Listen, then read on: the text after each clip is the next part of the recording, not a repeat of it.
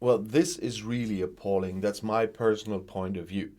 The Partygate affair is causing problems for the British Prime Minister, and the reason is the appalling part.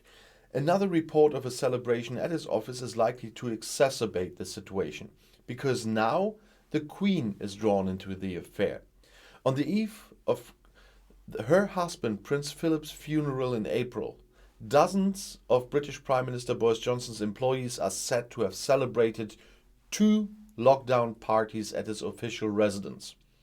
As the newspaper Daily Telegraph reported on Friday night, a total of around 30 people took part. They drank alcohol and danced. At that time, there were strict contact and distance rules due to the corona pandemic. Regulations forced the Queen to sit alone in the chapel at her Windsor residence the next day, as her husband of 73 years was buried there. The photo of the lonely Queen was one of the defining impressions of the pandemic, touching the hearts of millions of Britons. The outrage is now all the greater. While they mourned, Number 10 celebrated, said Liberal Democrat leader Ed Davey.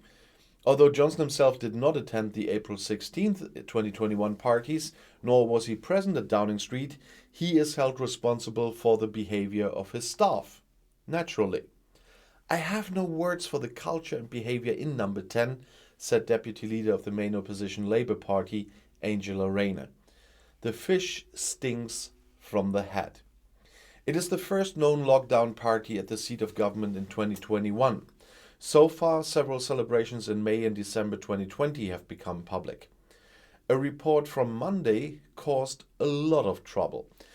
Accordingly, on May 20th in 2020, Johnson's office manager invited around 100 employees to a garden party in an email.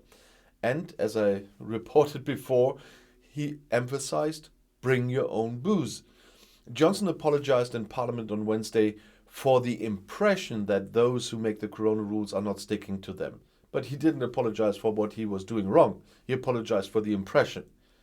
He acknowledged being present in the garden for 25 minutes. According to his impression, it was a work meeting. In retrospect, he was wrong about that, Johnson said. Yeah, I have a look on my Twitter. I posted a work meeting photo there as well. However, he called for the result of an ongoing internal investigation to be awaited before consequences are drawn. The opposition is already demanding his resignation, and some MPs from Johnson's Conservative Party have also called on the Prime Minister to step down, including the Scottish Tory leader. Because of the proximity to the funeral of the Duke of Edinburgh, who is extremely popular with the people, the celebrations that have now become known are considered particularly dangerous for Johnson. Downing Street did not deny the parties, as also reported by the BBC. Johnson's former communications director James Slack gave a farewell speech to thank his staff, a spokeswoman said. She did not go into further details. But according to the Telegraph, the second farewell was about a personal photographer of the Prime Minister. Stricter distance rules were in force in mid-April 2021. Members of different households were not allowed to meet in closed rooms. As the Telegraph reported, an advisor to Johnson was temporarily responsible for the music. Several bottles of wine from a nearby supermarket were brought in a suitcase as a refill. A participant used his son's swing in the garden of Johnson's official residence and broke it. The two initially separate events would have merged around midnight. Commentators rated the article in the Telegraph, which is actually Johnson's house newspaper and for which the 57-year-old himself used to work, as part of the power struggle for the future of the Prime Minister.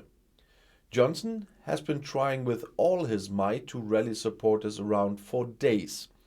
If 15% of the 360 Conservative MPs speak out against the Prime Minister, there will be a vote of no confidence in the parliamentary group. And that it hasn't happened yet, it's also appalling. And even if it happens in the next few weeks, which I doubt, it would be years too late.